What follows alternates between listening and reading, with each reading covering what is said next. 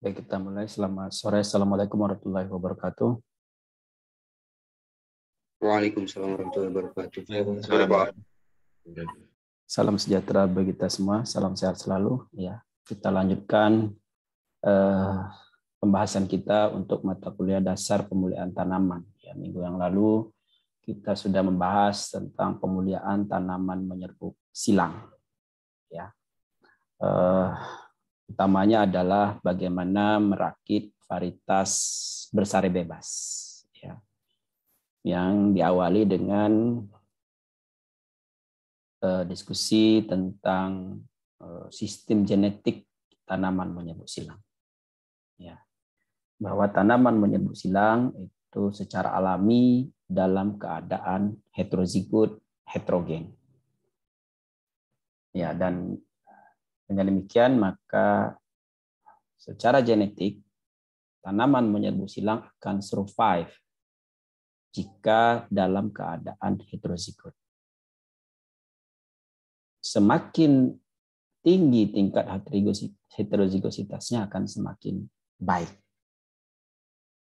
Sebaliknya, jika dalam keadaan homozigot, maka ada kemungkinan ya, mengalami tekanan tangkar dalam, inbreeding depression.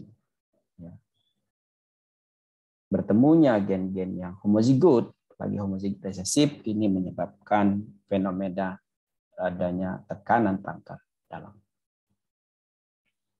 Nah, karena akan survive, akan bagus dalam keadaan heterozigot, ya, dan akan baik juga ya kalau misalnya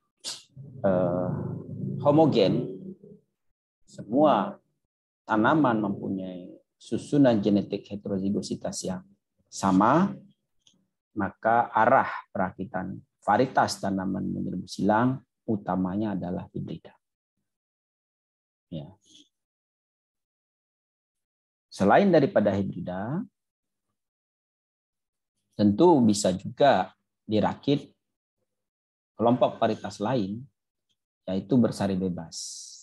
Di mana ciri dari bersari bebas itu adalah dalam keadaan heterozigot genetiknya, ya, jadi fenotipnya heterogen, masih beragam, ya, namun masih mencirikan dari varietas tersebut.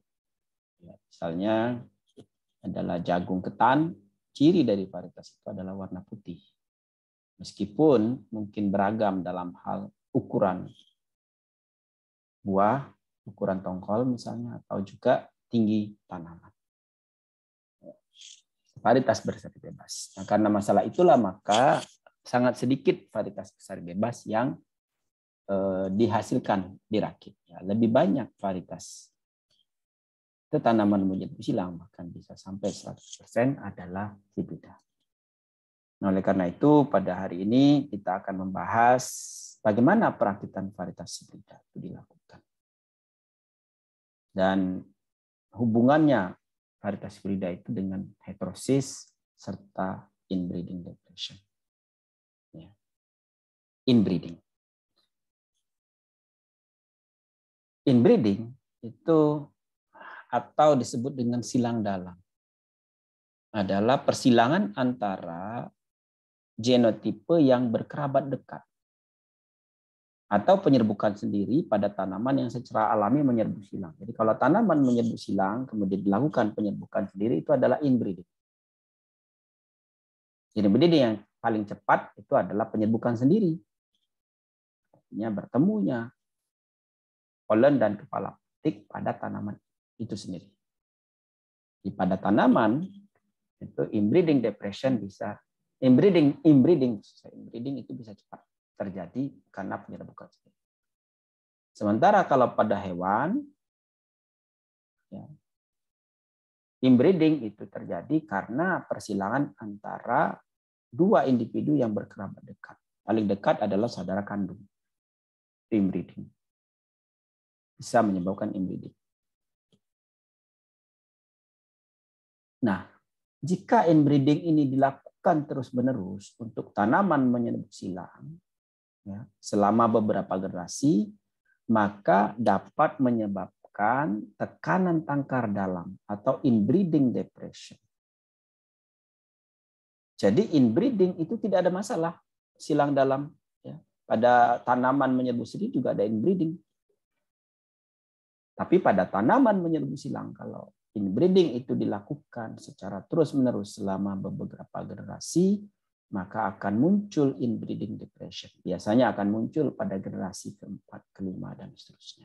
Pada generasi kedua, ketiga itu belum terlihat inbreeding depression. Yang sering muncul terjadi itu adalah penurunan vigor. Ya, penurunan vigor tanaman, apakah itu dalam bentuk tinggi tanaman, kemudian kekuatan tumbuh tanaman, dan seterusnya. Dan juga fertilitas. Ya.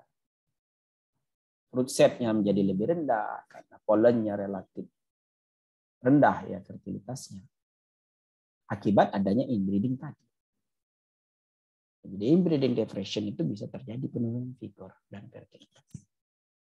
Hal ini terjadi karena adanya gen-gen yang bersifat negatif. Biasanya gen-gennya adalah homozigot resesif. Terekspresi dia, sebagian homozigot resesif itu menyebabkan karakter-karakter yang bersifat negatif. Ya. Misalnya albino itu adalah bertemunya dua gen yang bersifat resesif, sehingga hijau daun itu menghilang. Muncullah warna putih pada daun dan tanaman tidak akan bertahan karena tidak ada bagian yang menghasilkan makanan. Nah, jadi karakteristik dari inbreeding depression, tekanan dalam itu adalah penurunan vigor tanaman dan fertilitas seperti yang disampaikan sebelumnya, tinggi tanaman, jumlah atau bobot biji per tanaman. Karakter-karakter kuantitatif yang dikendalikan oleh banyak gen ini biasanya terpengaruh oleh inbreeding depression. Beberapa galur akan hilang karena munculnya sifat letal seperti sifat albino pada tanaman karena tadi saya sampaikan bertemunya beberapa gen yang homozigot resesif sehingga muncullah ekspresi albino. Albino ya menyebabkan tanaman tidak mampu melakukan fotosintesis sehingga tanaman dapat mati ya. Ini adalah bagaimana peningkatan homozigositas atau inbreeding dari sepasang gen. Jadi kalau kita sebut S0 itu dalam keadaan heterozigot, apakah itu akibat dari pembentukan populasi dasar seperti yang kita ceritakan pada pertemuan sebelumnya, populasi dasar yang sudah tidak bisa dibedakan satu genotipe dengan genotipe yang lain, padahal tadinya itu berbeda, kemudian terjadi saling silang, maka kita start dengan populasi dasar yang kita sebut dengan S0. S biasanya adalah untuk kode selfing yang tetua-tetuanya tidak diketahui dengan jelas. Kalau tetua diketahui dengan jelas, misalnya persilangan antara A dan B, maka kita tidak sebut dengan S, tetapi kita sebut dengan F, filial. Ya. S itu adalah tetua-tetuanya tidak terlalu jelas ya, misalnya ada 10 tetua yang terlibat dalam pembentukan populasi, maka kita sebut dengan S. S0 dalam keadaan heterozigot total, kemudian dilakukan penyerbukan sendiri atau inbreeding, sehingga S1 itu tingkat homozigositasnya menurun sebesar 50%.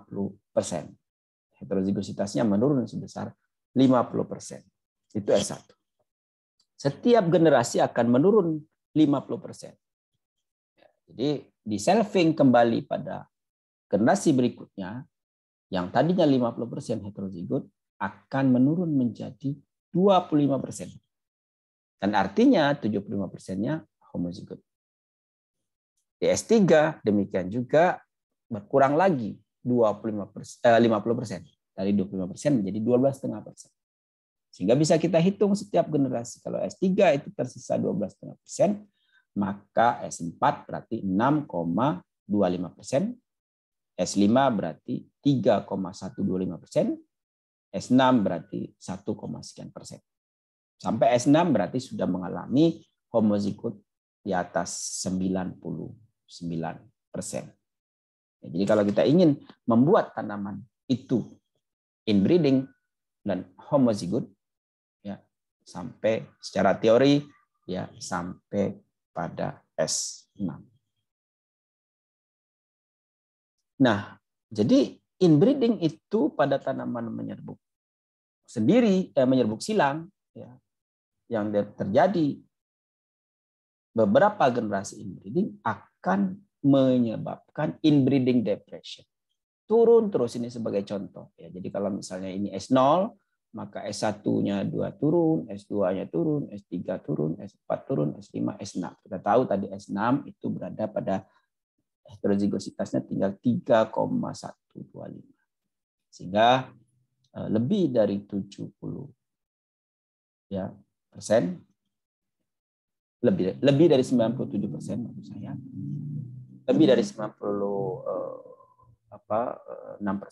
ya, karena 3,1 sekian itu adalah homozigot.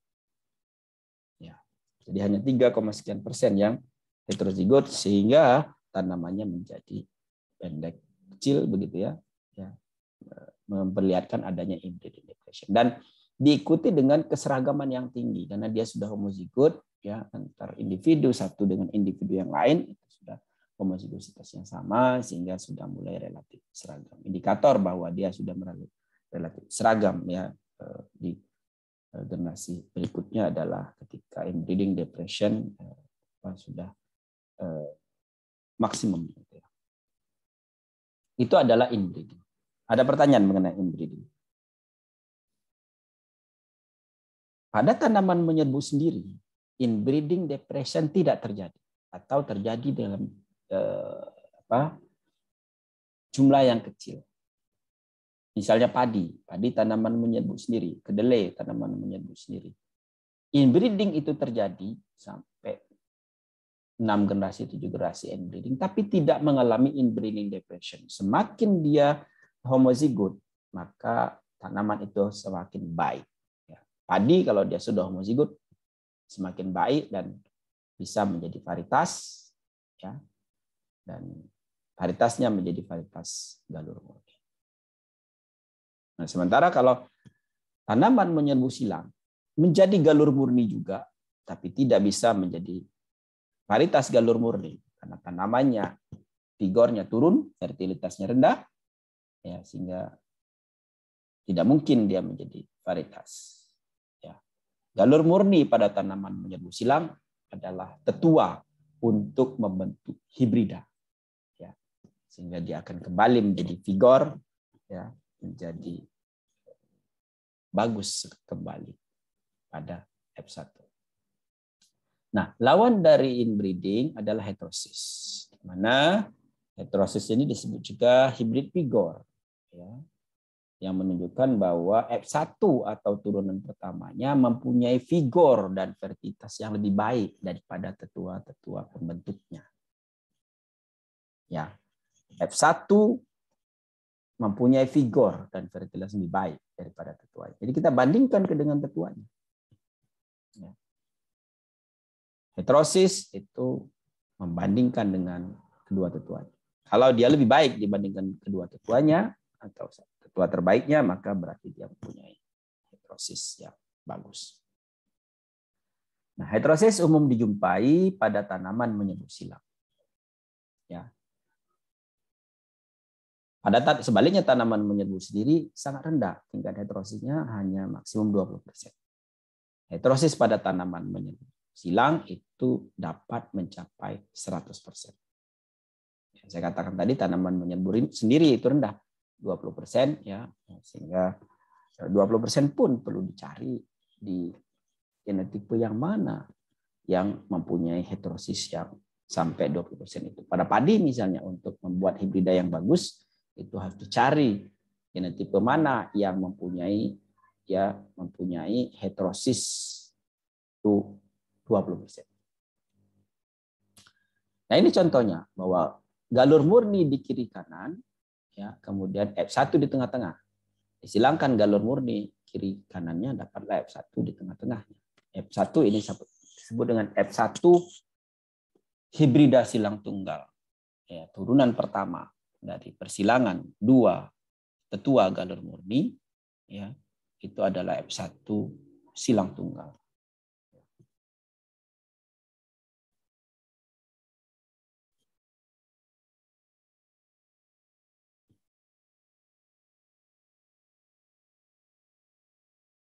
Ini adalah contohnya, bahwa ini adalah galur murni, ya, kiri kanan galur murni, kemudian tengah-tengah adalah hibridanya. Ini kiri kanan galur murni, ini MO17, B73, dan ini adalah F1 hibridanya.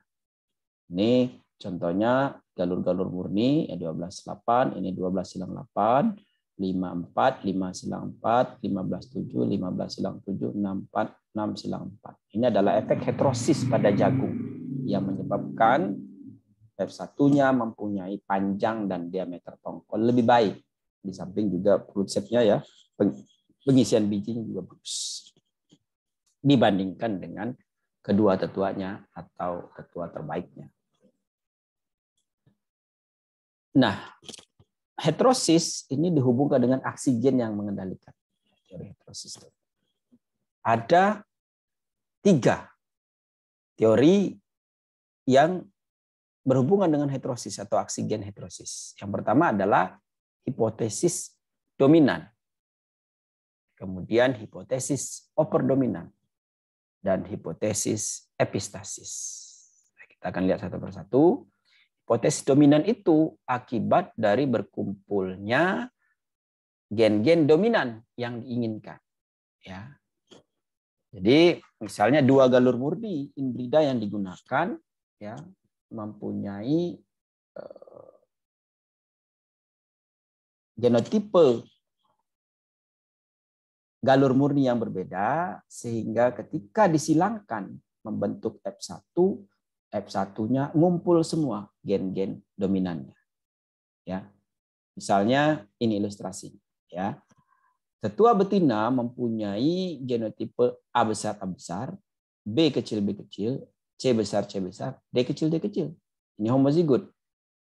Sementara tetua jantan mempunyai genotipe A kecil, B besar, C kecil, D besar. Kedua tetua ini mempunyai 4 gen yang, ya, homozigositasnya berbeda. Ya, di sebelah kiri dominan, sebelah kanan resesif, sebelah kiri resesif, sebelah kanan dominan. Maka ketika dipertemukan, ya, semua gen itu dalam keadaan heterozigot dan ada dominannya. A itu dominan diambil dari tetua betina, B dominan diambil dari tetua jantan, C dominan diambil dari tetua betina, D diambil dari tetua jantan, sehingga berkumpullah gen-gen yang dominan. Ya. Kalau pada A hanya 2 gen dominan, pada B hanya 2 gen dominan, pada F1 4 gen dominan. Berkumpulnya gen dominan itu yang disebut dengan teori hipotesis dominan. Jadi tetuanya mempunyai 2 lokus dominan, F1-nya mempunyai 4 lokus dominan yang berfungsi. Oleh karena itu, hibrida menjadi lebih baik dibandingkan dengan tetua-tetuanya. Ilustrasinya begini. Kalau dalam keadaan homozigot atau heterozigot, nilainya adalah 2. Kita tahu kalau genetika kualitatif, merah silangan putih, merah itu dalam keadaan homozigot dominan dan dalam keadaan heterozigot. Karena F1-nya juga merah, maka nilainya berarti sama-sama merah. Jadi A besar bernilai merah, bernilai 2, B kecil bernilai 1, ya. C besar bernilai 2, D kecil bernilai 1, maka poinnya, nilai fenotipnya 6. Demikian juga dengan P2, A kecil, B besar, C kecil, D besar, 1, 2, nilainya 6. Ketika disilangkan antara P1 dan P2, maka nilai fenotip dari F1 itu menjadi 8. Karena berkumpulnya gen-gen dominan. A besar A kecil, nilainya 2. B besar B kecil, nilainya 2. C besar C kecil, nilainya 2. Dan D besar D kecil, nilainya 2. Maka total nilainya 8. Sehingga F1 lebih baik dibandingkan dengan kedua tetuanya. yang bernilai dua-duanya 6. Ya, teori ini memang dikritik ya karena galur inbrida yang homozigot untuk semua gen dominan dapat diperoleh dan keraganya bisa sama. Ya. Jadi kalau misalnya kritikan itu bisa saja katanya P1 itu mempunyai A besar, B besar, C besar, D besar. Kalau kita jumlahkan kan 8. A besar, 2, B besar, 2, C besar, 2, D besar, 2.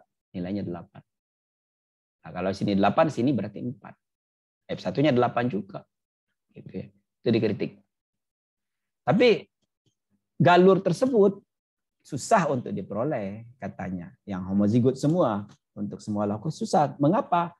Karena banyak gen yang linkage. Kenapa gennya linkage? Karena kromosomnya terbatas. Pada jagung misalnya kromosomnya 10 pasang.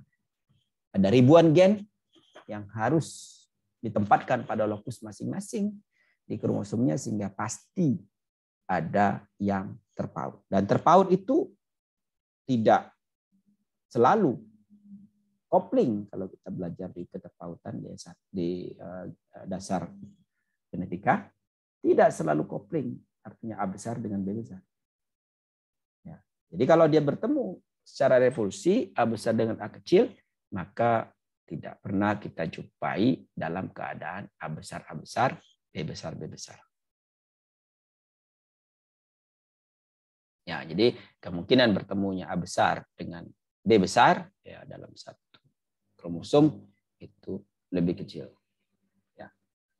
Nah, peluangnya memang untuk mendapatkan intensitas kecil itu adalah 1/4 pangkat N. Jadi kalau kromosomnya ada 10, lalu ada jumlah lokus yang terlibat ada 4, maka peluang dia homozigot adalah 1/4 pangkat 4.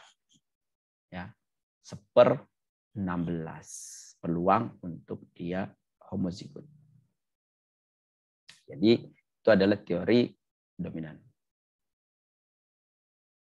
Teori dominan berkumpulnya gen-gen yang dominan. Yang berikutnya adalah teori overdominan. Ini hipotesis ini dikemukakan oleh Is and Schul tahun 1908 secara terpisah. Mereka mengkaji secara terpisah dan mengajukan hipotesis yang sama.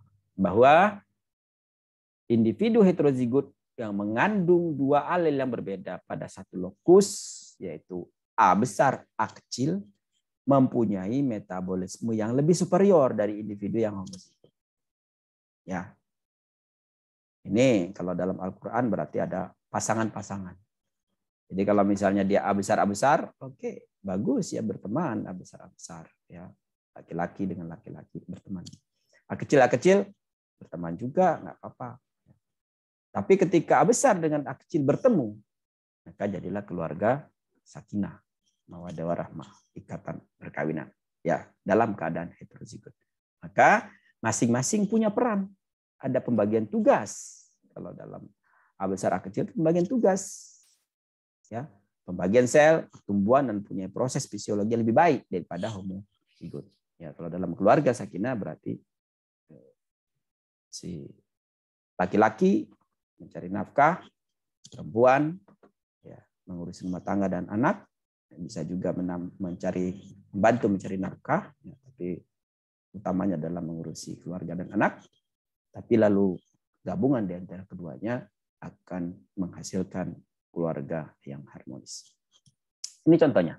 Dalam keadaan superior ya A besar A kecil ya superior daripada A besar dan A kecil, di mana A dan A besar dan A kecil adalah alel yang berlainan dan lokus yang sama untuk enzim yang berbeda.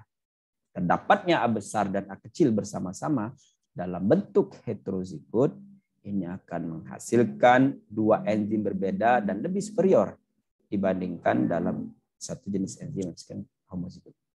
Ini contoh ilustrasinya. Bahwa kalau P1 itu adalah A kecil, B kecil, C besar, D besar. Ya.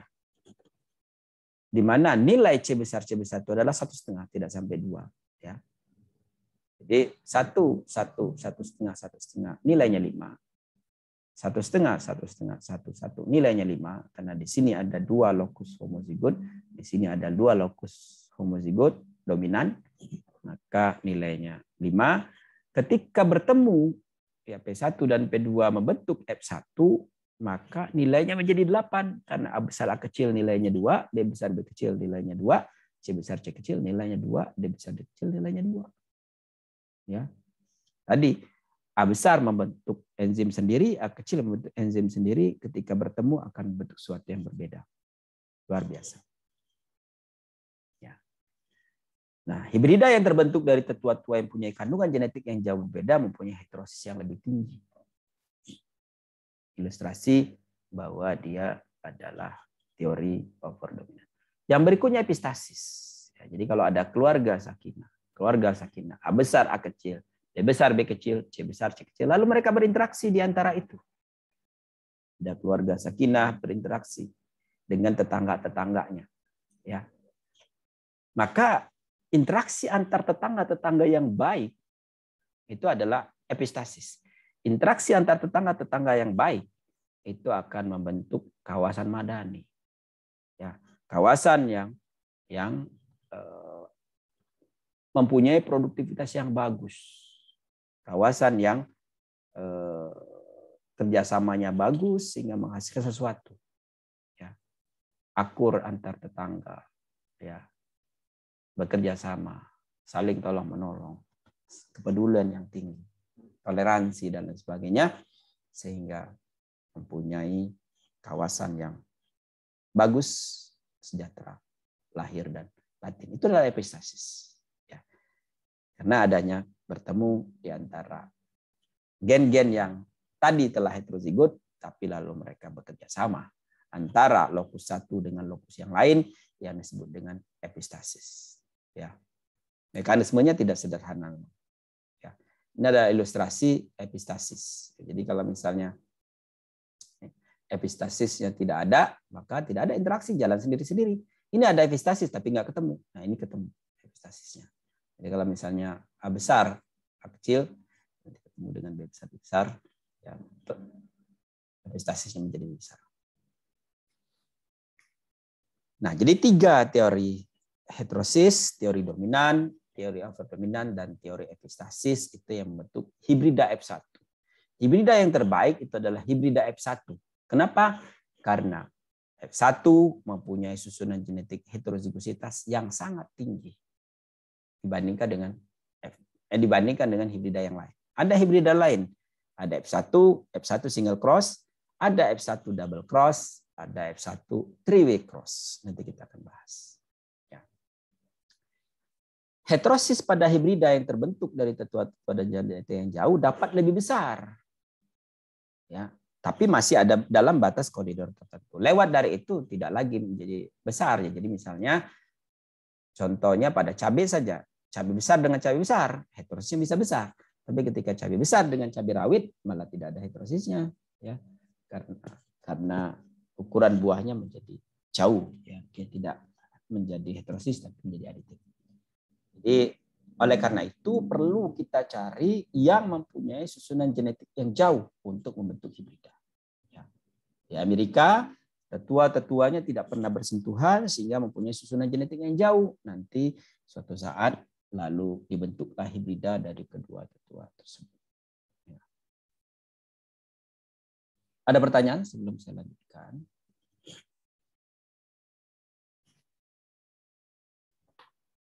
Silakan.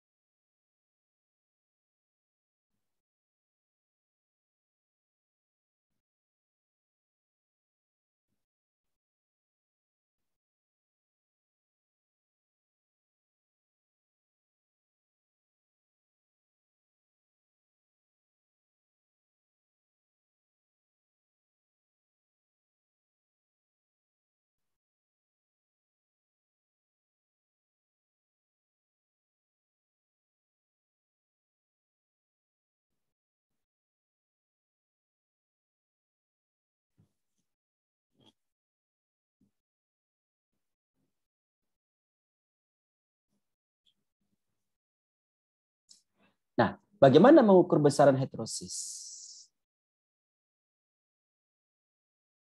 besaran heterosis ini dapat diukur, dapat dihitung. Ya. Jadi nilai heterosis diduga dengan membandingkan antara selisih F1 dan rata-rata kedua tetuanya. Misalnya begini. Ya, ini yang disebut dengan mid-parent heterosis. F1 dikurangi dengan P1 ditambah P2 dibagi 2. Ya. Jadi ada nilai atau rata-rata tetua betina, ada rata-rata tetua jantan, lalu dibagi 2. Itu namanya rata-rata kedua tetuanya. Ya.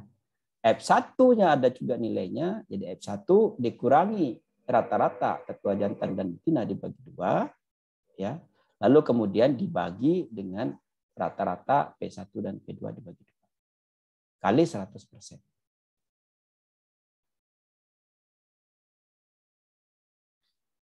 Ya.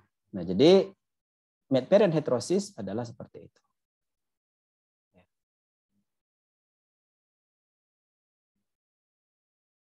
Nah, sementara heterosis yang kedua adalah disebut dengan heterosis tetua terbaik atau high parent heterosis.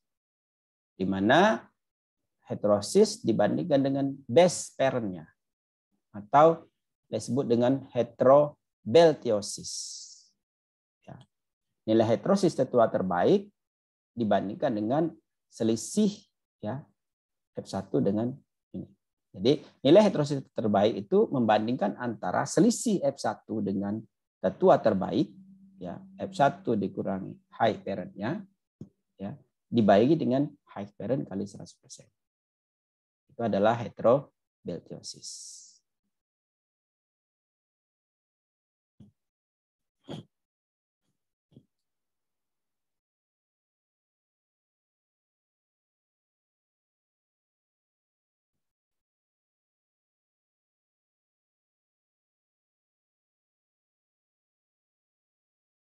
Nah, jadi ini contohnya. Bagaimana besaran heterosis itu. Misalnya P1 rata-rata 3 ton. Tentu ini apakah itu dihitung berdasarkan petakan, rata-rata ulangan, dan lain sebagainya. Kemudian P2 itu ada 5 ton per hektar, F1 ternyata 8 ton per hektar. Maka berdasarkan heterosis yang mid parent, dibuat dulu rata-rata tetuanya, 3 ditambah 5 dibagi 2 sama dengan 4. Ya.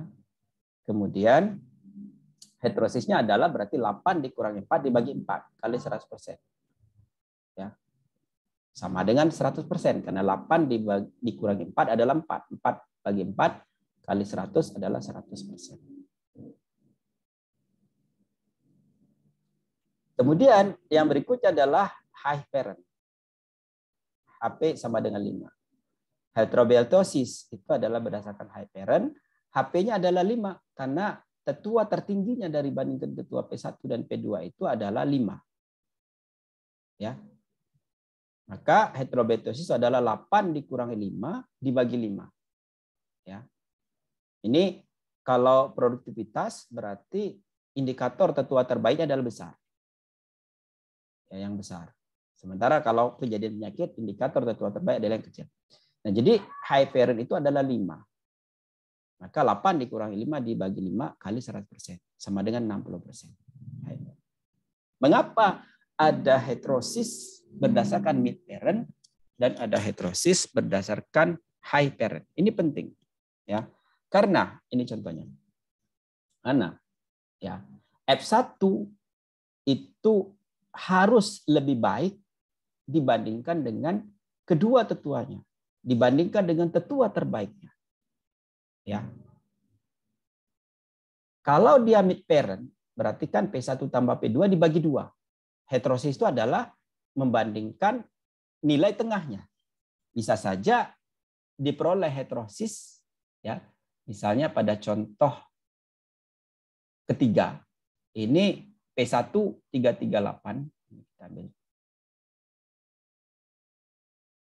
338, P2 624, F1-nya 525. Maka heterosisnya adalah 9,07. Ya. 9,07.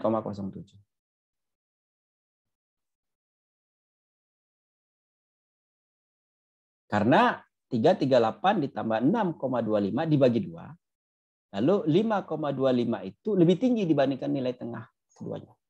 Maka 9,4. Tetapi kalau kita lihat heterobeltiosis itu tidak ada minus. Mengapa? Karena F1-nya lebih rendah dibandingkan dengan tetua terbaiknya. Ya. Lebih rendah dibandingkan dengan tetua terbaik.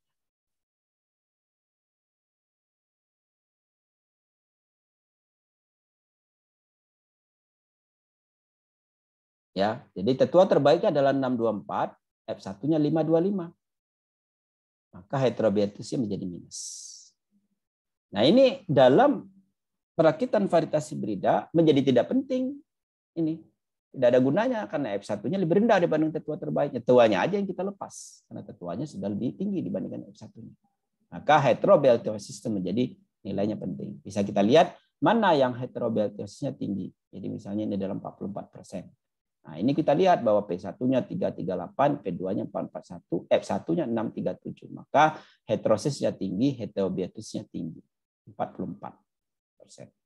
Atau di sini C3 dengan C2 441, 491, 662. Maka heterobeltiosisnya menjadi 34%. Lebih tinggi dibandingkan dengan tetua terbaik.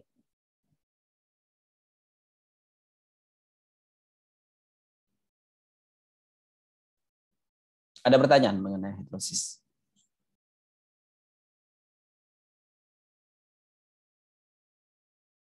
Berikutnya adalah varietas hibrida.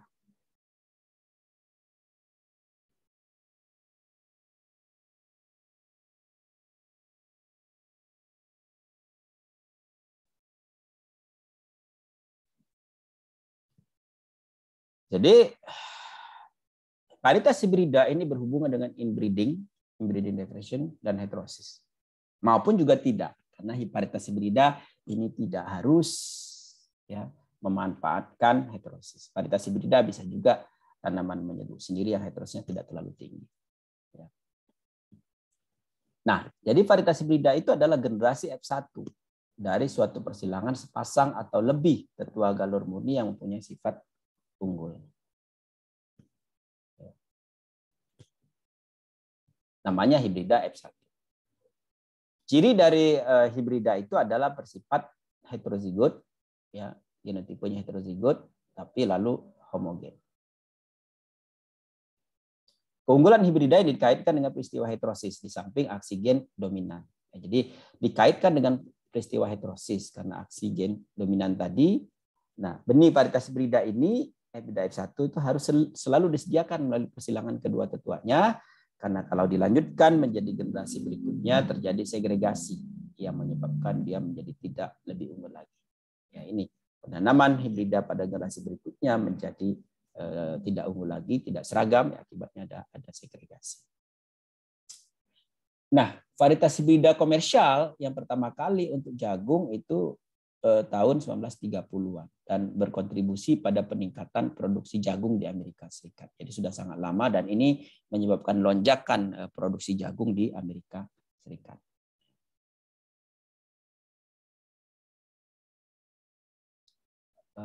Tipe hibrida kalau kita lihat tadi saya sampaikan ada hibrida silang tunggal atau single cross, itu adalah persilangan dua tetua galur murni, itu adalah hibrida single cross yang biasanya disingkat dengan F1, ya, biasanya disingkat dengan F1 single cross. Jadi kalau ada tulisan F1 berarti itu adalah F1 single cross. Misalnya kalau kita lihat ada varietas F1 gada kalau pada cabai, ya. Berarti ini adalah hibrida single cross. Ya. F1 talenta, F1 apa dan seterusnya. Ada juga yang disebut dengan hibrida double cross, yaitu persilangan antara 4 tetua. A silang B mendapatkan F1, C silang D mendapatkan F1, lalu F1 silangan F1 menjadi F1 double cross, F1 DC. Saya sampaikan tadi bahwa F1 yang terbagus adalah hibrida silang tunggal, yaitu F1SC, karena mempunyai tingkat heterozigositas yang tinggi. F1 double cross itu mengapa dilakukan, mengapa dibuat? Karena ada keterbatasan dari F1 single cross ya di awal-awal ditemukannya varietas hibrida. Karena single cross itu mengalami inbreeding depression sehingga ukuran bijinya kecil-kecil, produktivitasnya rendah, ya biji tongkolnya, biji yang kecil-kecil itu daya berkecambahannya menjadi rendah. B itu yang jantannya mempunyai polen yang sedikit sehingga menyerbukinya menjadi susah sehingga produktivitas dalam produksi benihnya menjadi lebih rendah.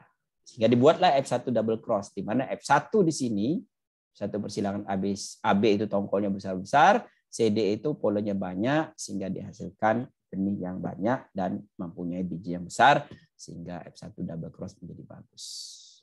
Yang alasan pertama, kenapa hibrida silang ganda. Nah, alasan kedua adalah mempertemukan 4 tetua sekaligus mempunyai susunan genetik yang berbeda itu menjadi bagus. Nah, ini dibuktikan oleh petani-petani ya, kalau di Jawa Timur petani itu pintar, dia menyilangkan antara F1 ya paritas dari perusahaan A disilangkan F1 paritas dari perusahaan B ya. Maka dapatlah F1 double cross dan ternyata bagus. Nah, bagus. F1-nya ini bagus, F1 double cross. Lalu dijuallah kepada petani yang lain, senang, dan ternyata F1 double cross dengan cara ini itu melanggar peraturan yang ada. Ya, melanggar peraturan yang ada karena berarti ini adalah F1 silang ganda ini double cross ini adalah hibrida berulang. Ya, tetua-tetuanya harus berasal dari perusahaan-perusahaan yang berbeda. Hibrida berulang itu tidak boleh dilakukan ya untuk komersialisasi. Kalau untuk kepentingan sendiri boleh. Nah, yang berikutnya adalah hibrida silang 3 jalur, three-way cross. Misalnya tetua betinanya ini perlu diperbaiki, tongkolnya besar dan C-nya itu tetua jantan, ya. C itu adalah tetua jantannya, sehingga tongkolnya menjadi lebih besar. Ya. C-nya berarti polennya mungkin sudah banyak begitu ya, sehingga AB-nya aja yang perlu diperbaiki tongkolnya. Bisa juga kalau misalnya A-nya itu sudah bagus tongkolnya, berarti B silang C-nya yang perlu diperbaiki.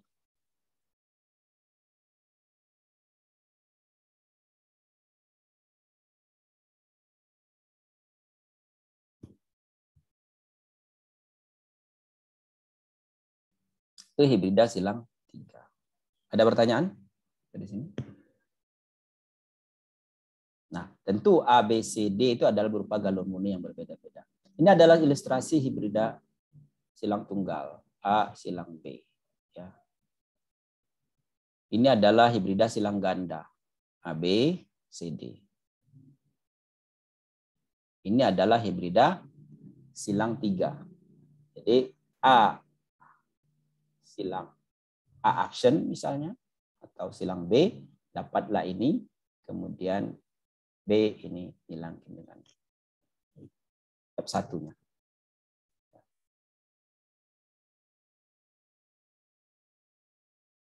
Nah, ternyata ditemukannya varietas hibrida itu sekitar tahun 1920-an ketika hukum Mendel itu ditemukan 1900-an, lalu kemudian momentum hukum Mendel itu menyebabkan ya berkembangnya ilmu genetika kuantitatif sehingga hibrida ditemukan di sini dan melejit menyebabkan produktivitas jagung, produksi jagung di Amerika di awal ini menjadi sangat tinggi dan menjadi produktivitasnya menjadi luar biasa, bisa 3 kali lipat, 4 kali lipat, bahkan 6 kali lipat.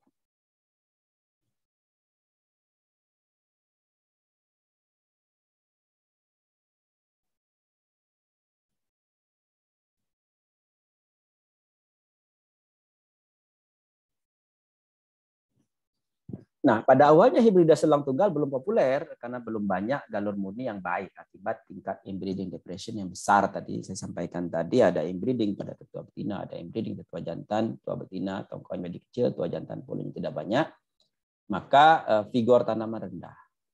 Ya. Hasil kecil sehingga perlu banyak tenaga kerja untuk mengerjakan polinasi dengan tangan. Tongkol kecil sehingga benih F1 yang dihasilkan sedikit, ukuran benihnya kecil, begitu ya.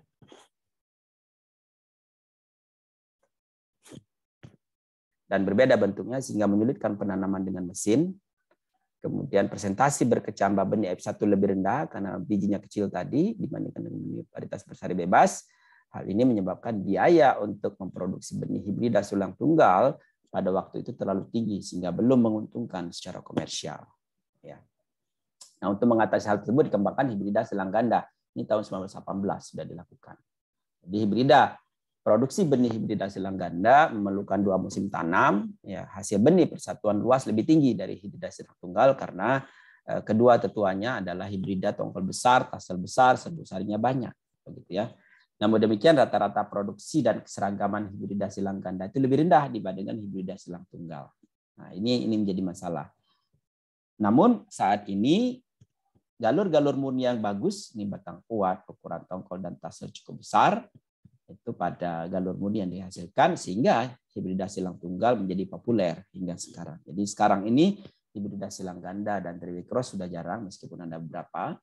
Hibrida silang tunggal yang paling tren karena tidak perlu 2 musim tanam, ya hanya 1 musim sudah bisa menghasilkan F1 dan ya tongkol pada tetua betina sudah besar, polennya sudah besar, dan seterusnya. Berikutnya adalah bagaimana tahapan pembentukan varietas hibrida. Yang pertama tentu pembentukan galur murni. Bagaimana membentuk galur murni? Dilakukan selfing dari populasi dasar, ya, yang mempunyai keragaan bagus dan sifat yang diinginkan. Kemudian biji ditanam, ya, menjadi air to row, kemudian diselfing kembali sampai 7 generasi membentuk galur murni homozigot. Seleksi galur murni menentukan pembentukan F1, ya. Jadi setelah selfing sampai 7 generasi, berikutnya adalah seed mating, silang-silangkan di antara galur-galur murni tersebut, di dalam galur murni maksud saya, agar mencegah inbreeding depression yang semakin besar. Tidak lagi selfing itu individu, tapi sudah saling silang di antara tanaman-tanaman dalam satu galur tersebut. Ini adalah contoh selfing. Saya kira mudah-mudahan di praktikum jagung sudah dilakukan. Ya. Pemotongan tongkol, ya ini bisa dilakukan, bisa juga tidak. Kemudian disungkup menggunakan plastik atau apa yang bisa terlihat dari luar, ya rambutnya, ya. Dan rambutnya sudah siap untuk disilangkan, kemudian tasel ini disungkup, ya, jantannya disungkup, ya, untuk mengumpulkan polen. Nah, polen disungkup 1 hari sebelum melakukan penyerbukan, lalu kemudian diambil polennya, kemudian diserbuki. Ya, saya kira di praktikum sudah. Nah, sampai 7-8 generasi. Baru kemudian dievaluasilah galur murni itu. Bagaimana cara mengevaluasi galur murni? Daya gabung umum. Galur murni disilangkan dengan berbagai galur murni yang lain. Ketika anaknya selalu bagus, maka berarti dia mempunyai daya gabung umum yang bagus. Disilangkan dengan 4 tetua jantan yang berbeda, anaknya bagus semua, berarti dia mempunyai daya gabung umum yang bagus. Siapa yang mempunyai daya gabung umumnya bagus, kemudian dilanjutkan ke daya gabung khusus, dicari kira-kira yang mempunyai spesifik. Jika disilangkan antara 2 tetua menghasilkan F1 yang bagus. Ya, jadi DGU dan DGK ini untuk menduga turunan. Kemudian dapat juga kita lakukan silang puncak. Kenapa perlu silang puncak? Kita top cross, kita silangkan dengan tester bersari bebas. Biasanya top cross ini dilakukan pada generasi-generasi 4-5 untuk mengurangi populasi yang dibawa. Kita mulai seleksi kira-kira pada generasi ke-4 ke-5 itu dari ribuan galur-galur itu mana kira-kira yang akan kita lanjutkan pada generasi berikutnya, kita tes menggunakan varietas bersari bebas. Kita tahu varietas bersari bebas itu mempunyai susunan genetik yang berbeda-beda. Sehingga kalau dia bagus, ya, kalau F1-nya bagus, berarti galur ini bagus. Galur ini disilangkan dengan jantan yang berbeda-beda, varietas besar dibebaskan berbeda-beda, anaknya bagus, berarti mempunyai daya gabung umum yang bagus. Ya, kemudian hibrida F1-nya dievaluasi keragaan tanaman dan daya hasilnya dibandingkan dengan varietas yang sudah bagus, ya, varietas yang sudah dilepas, lalu kemudian direkomendasikan. Atau bisa juga disilang di alel menggunakan di alel, ya, Hyman maupun Griffing, ya. Kemudian dievaluasi galurnya, ini adalah persilangan di alel antara 5 galur murni, ya, ini disilang-silangkan antara A, B, A, C, A, D, A, E, dapatlah ini daya gabung umum, dapat daya gabung khusus, ya, gitu. Kemudian itu adalah full dan half di alel, ya, dari populasi potensi tersebut. Misalnya contohnya Isbek ini tahun 1951 menghitung bahwa 100.000 galur yang dievaluasi hanya 60 galur atau 0,06% yang baik dan dapat digunakan untuk membentuk varietas hibrida. Ya, ini menunjukkan bahwa membentuk galur murni yang betul-betul baik tidaklah mudah. Lalu kemudian dari galur murni yang terpilih, misalnya ternyata ada 2-3 galur murni yang terpilih, kemudian dicek F1-nya dapatlah 10 F1 yang bagus, begitu ya. Diuji di beberapa lokasi, ya, uji multilokasi dan uji adaptasi, maka dapatlah calon varietas yang bagus, dan calon varietas yang bagus itu kemudian dilepas menjadi varietas unggul baru. Selanjutnya diproduksi benih hibrida silang tunggal tadi, di mana 4 baris betina, 1 baris jantan. Galur yang dijadikan tetua betina perlu dipotong bunga jantannya untuk menghindari kawin sendiri, lalu letas seling, gitu ya. Dan ini, jadi 4 tetua betina, 1 tetua jantan, ya. 4:1. Atau 8 tetua betina, 2. Ini 8 tetua betina, 2 tetua jantan. Nah, ini adalah cara memproduksi benih hibrida. Maksimum itu 1:3. Kalau 1:2 sudah tidak efisien karena betinanya menjadi 2, jantannya 1, lahannya terlalu banyak jantannya, sehingga produktivitas lahan menjadi turun. Perlu diperhatikan bahwa produksi benih hibrida itu dilakukan bersama dengan petani, sehingga kita membelinya kepada petani. Kalau produktivitasnya tidak terlalu tinggi, petani dihargai tidak terlalu baik. Ada pertanyaan?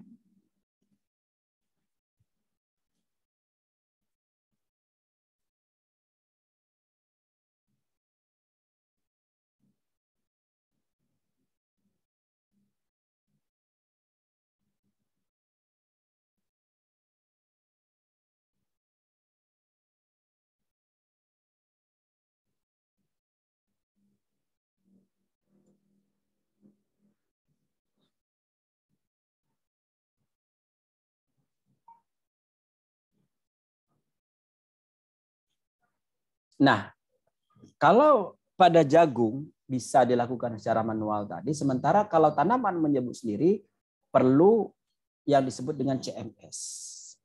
Ya. Perlu CMS yang disebut dengan mandul jantan sitoplasmik, CMS, untuk memproduksi benih padi hibrida. Ya.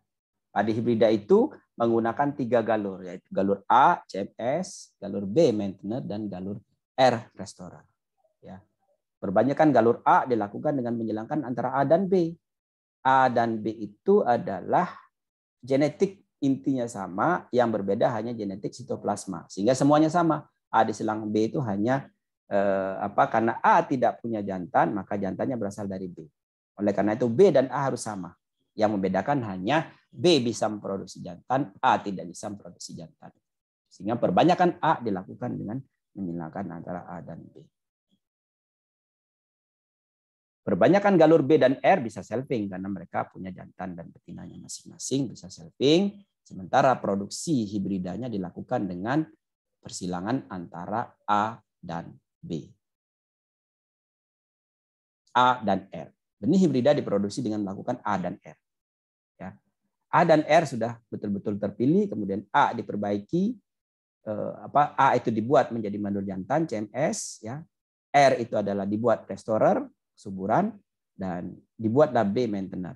Maka jadilah A silang R. Nah, ini adalah bisnis sendiri ya di perusahaan, saya kira, dengan tanaman menyerbuk seperti padi, kemudian cabai, tomat, maka CMS itu menjadi sangat penting dalam produksi benih karena kalau dilakukan secara manual itu tidak mudah dan tidak ekonomis. Kalau pada padi tidak ekonomis kalau disilangkan manual untuk memproduksi benih. Nah, ini adalah gambarannya bahwa CMS itu adalah mandul jantan karena tidak ada jantannya, tidak mungkin di selfing, maka jantannya berasal dari B. Ya. B itu mempunyai intinya sama. Sama-sama homozigot dan warna oranye, sitoplasma berbeda. Sitoplasma normal dan ini tidak normal. Ya. Jadi ini bisa di selfing, R bisa di selfing, maka A disilangkan R itulah yang merupakan hibrida. Tentu kajian-kajian tentang produktivitasnya dan lain sebagainya harus sudah dilakukan terlebih dahulu, baru dibuat CMS dan restorer. Ini contoh yang memproduksi benih menggunakan CMS di lahan. Ya, perlu bisa kita lihat bahwa restorer ini ukuran tanaman harus lebih tinggi dibandingkan CMS kalau pada padi karena memanfaatkan angin ya. Jadi kalau CMS lebih tinggi nanti susah polanya menyerbuki. Jadi genetiknya harus dibuat lebih pendek, kemudian restorer harus lebih tinggi, CMS-nya lebih pendek, restorer lebih tinggi, maka pada jam-jam tertentu perlu dibantu menggoyang-goyangkan tanaman yang jantan, kemudian terjadi penyerbukan. Meskipun demikian, di Indonesia produktivitasnya masih belum terlalu bagus, hanya untuk mendapatkan 1 ton itu tidak mudah. Ya. Nah, jadi untuk merakit varietas hibrida komersial itu perlu 3 syarat pokok. Yang pertama adalah persilangan dalam rangka produksi benih dapat dilakukan mudah. Jagung mudah, cabai relatif mudah, tomat mudah. Kacang panjang tidak mudah. Kacang tanah tidak mudah. Kacang kedelai tidak mudah. Sehingga tidak mungkin ada varietas hibrida kacang kedelai. Karena untuk menjelangkan kacang kedelai secara manual itu tidak mudah dan menjadi tidak ekonomis. Dengan demikian maka hubungannya dengan produksi benih tentunya. Dan yang penting juga adalah lebih unggul dibandingkan dengan galur murninya, lebih unggul dibandingkan dengan barsari bebas. Kalau hibridanya tidak unggul, tidak lebih unggul daripada itu, maka tidak perlu kita rakit varietas hibrida karena varietas hibrida benihnya relatif mahal, memproduksinya tidak mudah. Itu saya kira pertemuan kita hari ini. Ada pertanyaan? Dari tadi belum ada yang tanya.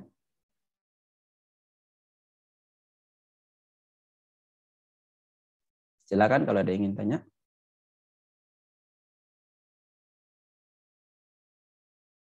Kalau tidak ada, kita cukupkan sampai di sini. Ya.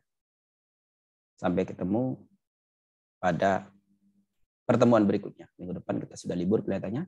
Ya, libur akademik sudah mulai dilakukan minggu depan. Kita akan ketemu lagi setelah Lebaran. Terima kasih. Assalamualaikum warahmatullahi wabarakatuh. Selamat sore, salam sejahtera bagi kita semua. Waalaikumsalam warahmatullahi wabarakatuh. Waalaikumsalam warahmatullahi wabarakatuh. Terima kasih Bapak.